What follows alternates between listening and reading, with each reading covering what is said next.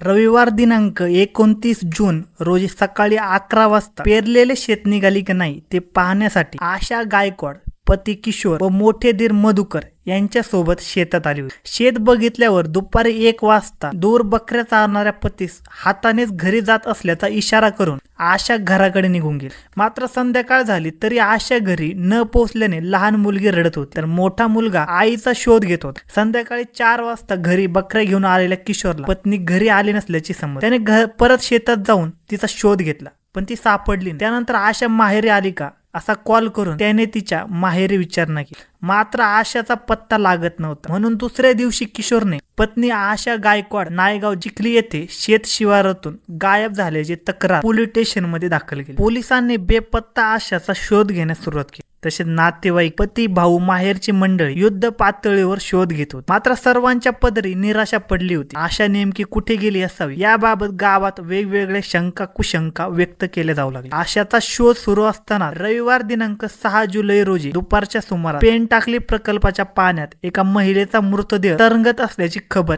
वाऱ्यासारखी नायगाव परिसरात पसरल्यामुळे एकच खळबळ निर्माण झाली। आमडापूर पोलिसांना माहिती मिळताच ठाणेदार निर्मळ सहकार्यासह घटनास्थळी पोहोचले। घटनास्थळी परिसरातील नागरिकांची तुफान गर्दी होती। पाण्यात एका महिलेचा मृतदेह तरंगत होता। मृतदेह कुजल्याने फुगून उग्र दर्प येत होता। पोलिसांनी स्थानिक नागरिकांच्या मदतीने मृतदेह पाण्याबाहेर काढला। मृतदेह हा आशा गायकवाडचा असल्याचे नागरिकांनी ओळखले। पोलिसांनी घटनास्थळ पंचनामा व इतर कायदेशीर कारवाई पूर्ण करून मृतदेह शवविच्छेदनासाठी चिखली येथे पाठवले। मृतक आशा गायकवाडने आत्महत्या केल्याची कुजबूज होऊ लागली होती। तिने आत्महत्या का केली असावी याचे तर्क लावले जात होते। दुसऱ्या दिवशी नायगाव येथे मृतदेहावर अंत्यसंस्कार करण्यात आले। तिच्या भावाने आमडापूर पोलीस स्टेशनला मृतक आशाला सासरची मंडळी घर बांधण्यासाठी 30,000 रुपये घेऊन ये म्हणून तगादा लावत होती अशी तक्रार दिली। परिस्थिती बिकट असल्याने आम्ही पैसे देऊ शकलो नाही। पैसे न मिळाल्याने तिच्या सासरच्या मंडळीने तिचा छळ केल्याने तिचा कंटाळून आत्महत्या केल्याची फिर्याद त्यांनी दाखल केली। गुन्हा दाखल करून सर्वच आरोपींना तत्काळ ताब्यात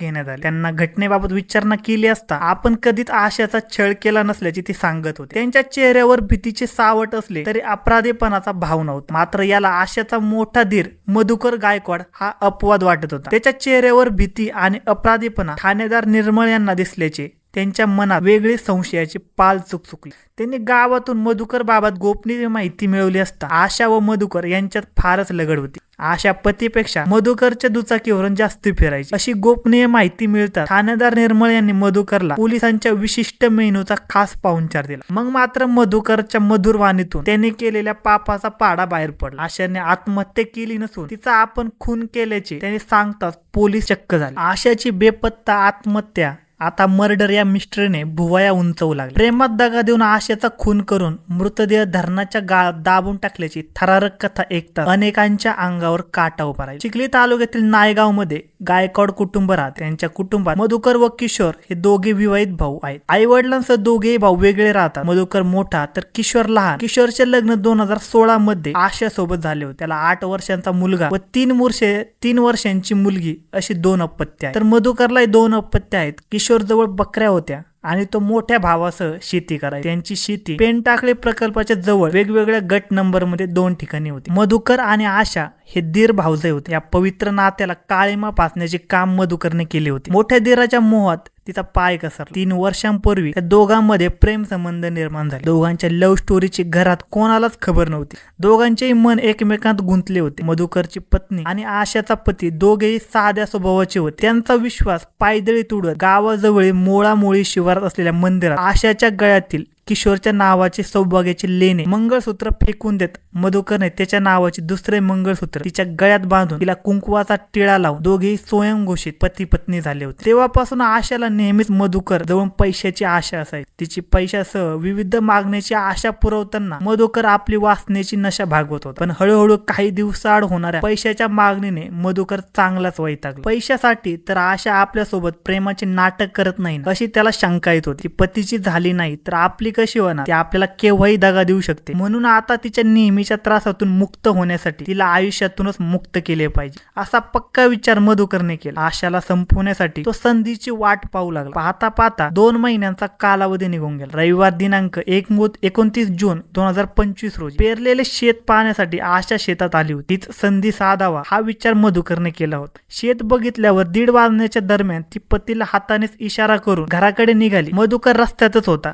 ती घरी निघाल्यावर तोही निघाला। मात्र दोघीही घरी न जाता पेनटाकळी प्रकल्पाजवळ असलेल्या दुसऱ्या शेताकडे आले। मधुकरच्या खिशात एक दोरी होती। मधुकर आज आपल्यासाठी कर्दंकाळ ठरणार याची साधी कल्पना नसलेली आशा त्याच्यासोबत चालली होती। प्रकल्पाचे बॅकवॉटर असलेल्या एका नाल्याच्या काठावरील दगडावर मधुकर बसला। समोर आशा होती। मधुकरने खिशेतील दोरी आशाच्या गळ्यात टाकत तुला मारून टाकू का असे गालात हसत तिला विचारले। त्यावर हो मारा की ती लाजत त्याला म्हणतात। अचानक काही काळाच्या आत मधुकरने तिच्या गळ्यातील दोरीचा फास घट्ट आवळला। मग मात्र आशा घाबरली। पाण्यात हातपाय मारू लागली। डोळे वटारत मधुकर ताकदीने फास आणखी घट्ट आवळत होता। काही सेकंदातच आशा डोळे पांढरे करत विश्वासघातकी मधुकरला उघड्या डोळ्याने पाहत मरण पावली। मधुकरने नाल्याच्या काठावरील गाळ हाताने उपसा करून खोल खड्डा केला। त्यात मृतदेह लोटून त्यावरून गाळ टाकून मृतदेह दाबून टाकला आणि तेथून निघून आला। आशा बेपत्ता झाल्याने तो साळसूदपणे तिचा शोध घेऊ लागला। आशाचा घात करणाऱ्या मधुकरला वाटले आपले पाप धरणाच्या गाळातच दफन होईल। मात्र विश्वासघातकी मधुकरला